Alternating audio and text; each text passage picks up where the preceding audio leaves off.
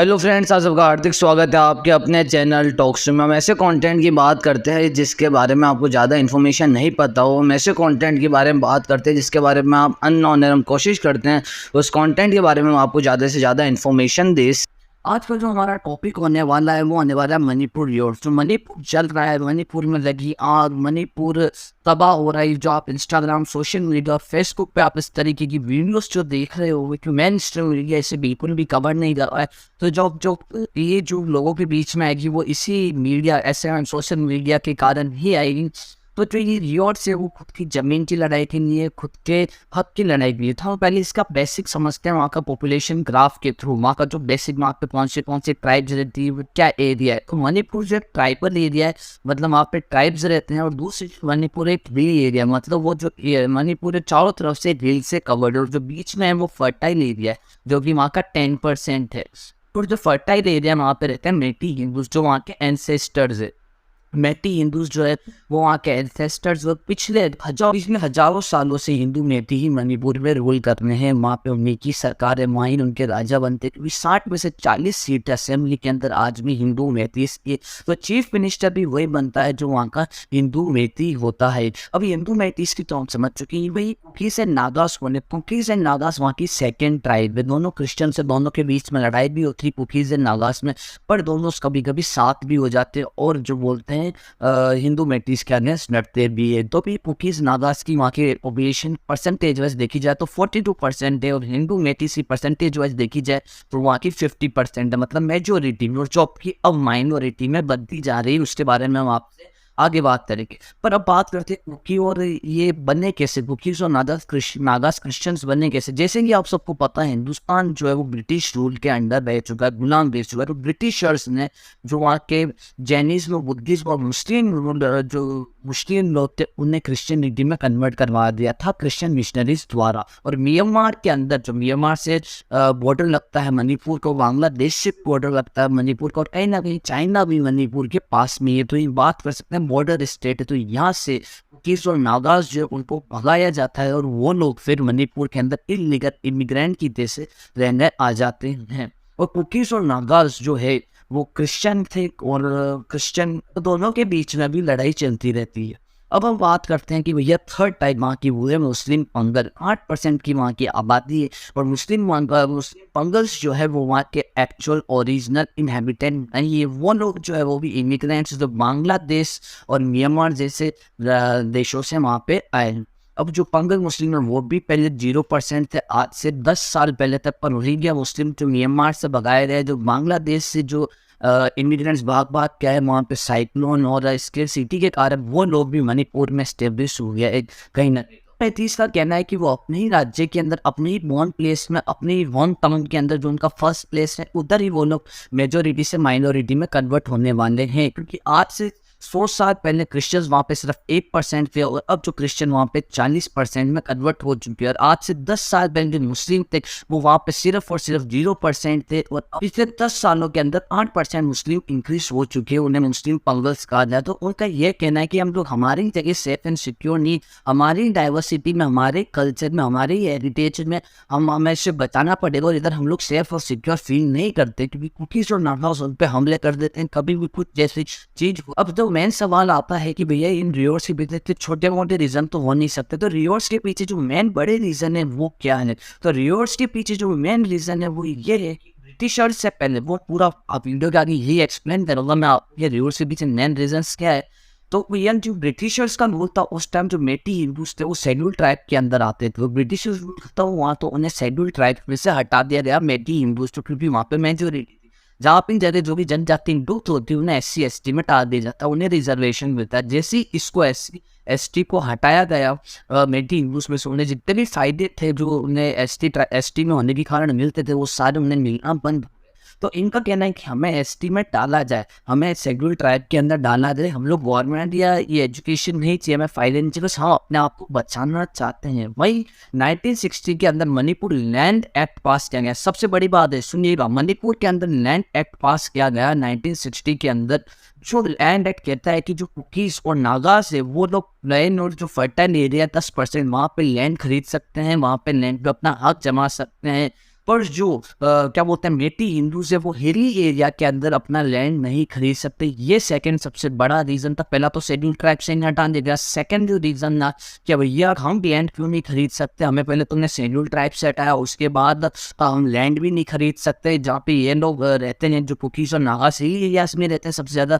और भैया कुकीज़ और नागास हमारे एरिया पे लैंड खरीद सकते हैं, कोई बेचने वाला तो है नहीं मेटी हिंदू, तो ये लोग डायरेक्ट कब्जा ही करते हैं, जिससे बाद में बहुत ज़्यादा लड़ाई दंगे और ये सब इंक्रीज होते हैं। तो बार क्या होता है कि कुकीज़ नागास और पंगल मुस्लिम्स अपनी डिमांड को मनवाने के लिए, चाहे सरकार से अपनी डिमांड मनवानी हो, चाहे सेंट्रल गवर्नमेंट स्टेट गवर्नमेंट से अपनी डिमांड मनवानी हो, तो वो लोग डायरेक्ट गवर्नमेंट को अप्रोच नहीं करा करते, तो वो हिंदू मैतीस उन्हें हार्म करने लग जाते हैं, वो उन्हें मारने लग जाते थे, उनको परेशान करने लग जाते हैं, उनकी ज़मीनों पे कब्जा कर लिया करते। तो हिंदू मैतीस ऐसे भी परेशान थे कि कुकीज़ और नागास है वो हर बार सरकार से आवाज़ उठानी चाहिए, पर हमें परेशान करने लग जाते हैं, हमें लोकल जो यहाँ के पीपल है उन्हें परेशान करने लग जाते हैं। और उसके बाद जो है हिंदू मैतीस इनका पहला टारगेट नहीं हुआ करते थे। पहले इससे पहले जो तमिल जो म्यांमार के साथ ट्रेड किया करते थे, मणिपुर के अंदर तमिल रहा करते थे और बुरखा भी रहा करते जो नेपाल से, और जो दूसरे बुरखा स्टेट्स अपने इंडिया के ऊपर के मास से ये क्या बोलते हैं कि मणिपुर में रहते थे एज अ ट्रेवलर, मान लीजिए एज ए इमिग्रेंट। कुकीज़ और नागास इन पे भी अटैक करे थे, इनको जान से मार दिया, और तमिल और बुरखास को वर्जुबल कर दिया, मणिपुर छोड़ के उन्हें जाना पड़ा। तो कुकीज़ नागास नागपुर के ओरिजिनल सिटीजन्स भी नहीं है, क्योंकि नागास वही इमिग्रेंट से भाग भाग के अपने देश को छोड़ के, म्यांमार को और बांग्लादेश को छोड़ के क्रिश्चियन से जो अपने मणिपुर में, और वहीं के जो हिंदुस्तानी नागरिक है जो वहाँ पे ऐसे ट्रेड के लिए जा रहे हैं, और वहाँ के लोकल नागरिक, लोकल सिटीजन जो मेटी हिंदूज है और जो गुरखास है जो वहाँ के हिंदुस्तान के लोकल नागरिक है, उन्हें वहाँ से मार के भागने पर मजबूर कर दिया। सब आज़ादी के पहले की बात नहीं, आज़ादी के बाद की बात है, 1947 के बाद की बात है। उन्होंने बुरखास को उन तमिल्स को वहाँ से मार के भगा दिया, उनके बीवी बच्चे सबको मार डाला, गर्दनें काट दी, और जो बच्चे कुछ थे वो वहाँ पे भागने पे मजबूर हो गए, सरकार कुछ नहीं था। तो यही हम आगे की तरफ चलते हैं। तो मणिपुर रिवॉर्ड का कारण है वो ये कि कुकी विलेज है जो फॉरेस्ट एरिया के अंदर आता है, फॉरेस्ट डिपार्टमेंट ने उस विलेज को, जो कुकी विलेज है सॉन्ग जांग, उसे तोड़वा दिया, उसे खत्म करवा दिया, और ऐसी करके और भी जो कुकी विलेजेस उन्हें वहाँ से तोड़वाना शुरू कर दिया। जब पता करा कि कुकी विलेजेस यहाँ के लोकल सिटीजन्स के, यहाँ के हैबिटेंट्स के हैं, तो पता चला कि सारे के सारे लोग म्यांमार और बांग्लादेश के क्रिश्चियंस मुस्लिम से यहाँ पे आके कब्जा कर रहे हैं। तो मेटी ऑर्गेनाइजेशन और स्टेट ऑर्गेनाइजेशन ने वही के यहाँ पे जितने भी कुकी विलेज है उन्हें ख़त्म करने का प्रयास किया, उन्हें ख़त्म करने के ऑर्डर पास किए, जिससे कि और जो कुकीज़ और जो नागाज हैं वो जो मणिपुर की डेमोग्राफिक पॉपुलेशन है उसे अपसेट कर रहे थे। और ये कुकीज़ और नागाज ना कि उनके लिए फेवरेबल थे, ना ही इनको फ़ायदा कर रहे थे मणिपुर की गवर्नमेंट को या मणिपुर के इकोनॉमिक डेवलपमेंट को। वहीं ये लोग मिलिटेंट ग्रुप्स ज्वाइन कर रहे थे, कुछ कम पैसों में ये लोग मिलिटेंट और रिबल ग्रुप्स थे उन्हें ज्वाइन कर रहे थे, और ये लोग हाँ कर रहे थे मणिपुर में जो आर्मी अपॉइंटेड है इंडियन आर्मी, उससे सीआरपीएफ को और स्टेट गवर्नमेंट के लोगों को और मैटीज को धमकी दे रहे थे। जो भी अमीर रिच मैटीज है, मेजोरिटी ऑफ मैटीज हिंदू वो रिच है, अच्छी पॉपुलेशन है, वहाँ के अच्छे लोग हैं, उन्हें मारने की धमकी दे रहे थे। मैटीज का कहना है कि एसटी ट्राइब इनके लिए बहुत जरूरी, एसटी ट्राइब इनके हेरिटेज को, कल्चर को, इंटीग्रिटी को और इनकी डाइवर्सिटी को बचा के रखेगा इन इलीगल इमिग्रेंट से। इन लोगों को फायदे नहीं चाहिए जो एसटी से मिलते, बस इनको एसटी वो दे दो, जो रिजर्वेशन इनको थोड़ी थोड़ी जगह मिलता रहे। एजुकेशन और बाकी सब में तो ये लोग कर लेंगे, पर जॉब्स में और कुछ जो चीज़ें हैं उधर इनको रिजर्वेशन मिल जाए, इनके जगह इनकी प्लेसेस है उधर इनको रिजर्वेशन मिल जाए। ये जो भी जगह है फर्टाइल लैंड है वो इनसे छीना नहीं जाए मैटीज से, अगर बाद में भी कोई सरकार आती है तो। इसलिए ये लोग एसटी की डिमांड कर रहे हैं। और इन्होंने एक एग्जाम्पल दिया जैसे कि बांग्लादेश और पाकिस्तान, जहाँ पहले हिंदुस्तान का हिस्सा थे, जैसे यहाँ पर मुस्लिम आबादी बढ़ी तो ये दोनों स्टेट अलग हो गए, एक बांग्लादेश बन गया और एक पाकिस्तान बन गया, यहाँ पे मुस्लिम आबादी बढ़ी। वैसे ही केरल, जैसी वहाँ मुस्लिम आबादी बढ़ रही है तो लोग कह रहे हैं कि आने वाले टाइम में केरल की जो हिंदुस्तान से अलग हो जाएगा। तो एक केरल, बांग्लादेश और पाकिस्तान एक लाइव एग्जाम्पल है, जहाँ पे भी इनकी पॉपुलेशन मुस्लिम्स की या ऐसी कोई पॉपुलेशन बढ़ी है तो ये अपना खुद का स्टेट बना के अलग हो गए, अपना इस्लामिक स्टेट बना के अपना, इन्होंने जो मूल इनका जो देश था उससे ये लोग अलग हुए। तो कहीं ना कहीं जो हिंदू मैटीज हैं उनको भी डर है कि ये लोग जो इनकी जगह वहाँ पे ये लोग जो इमिग्रेंट्स वो कब्जा करके रहने ना लगे, इसलिए उनको एसटी स्टेटस चाहिए। हिंदू मैथ्स का ये भी कहना है कि पिछले 1 साल के अंदर अंदर 1000 गांव जो है कुकीज और नागाज के जो इमिग्रेंट्स है, इलीगल इमिग्रेंट्स जो म्यांमार और बांग्लादेश से आते, उन्होंने 1000 गांव जिसमें से मुस्लिम अंदर से भी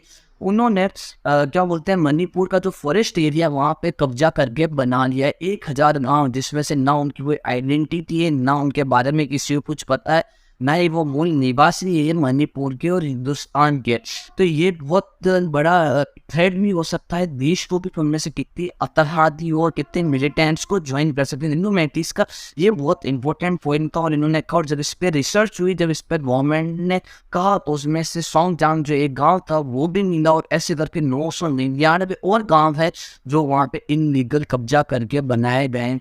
अगर मैं मेरी बात बताऊँ, अगर मैं अब 3 2 1 स्टार्ट, जो मैंने सोचा है, जो मेरे को समझ आ रहा है उसके हिसाब से तो हम सब हिंदू भाइयों की जिम्मेदारी है कि हमें हिंदू मैथ्स को सपोर्ट करना चाहिए कि उनके हक के कि वो कैसे लड़ रहे हैं अपनी मेजॉरिटी वाले स्टेट में, वो माइनॉरिटी में कन्वर्ट होते जा रहे हैं और कैसे दूसरे स्टेट के और देश के लोग वहाँ पे कब्जा कर रहे हैं। तो हमें कहीं ना कहीं तो हिंदू मैथ्स को सपोर्ट करना चाहिए कि वो अपने हक की लड़ाई लड़ रहे हैं इस टाइम। हाई कोर्ट है उसने आदेश जारी करे मेटी यूनियन जो हिंदू मैथ्स है उनके सपोर्ट में, और कहा कि मेटी यूनियन है उन्हें एसटी लिस्ट के अंदर डाला जाए।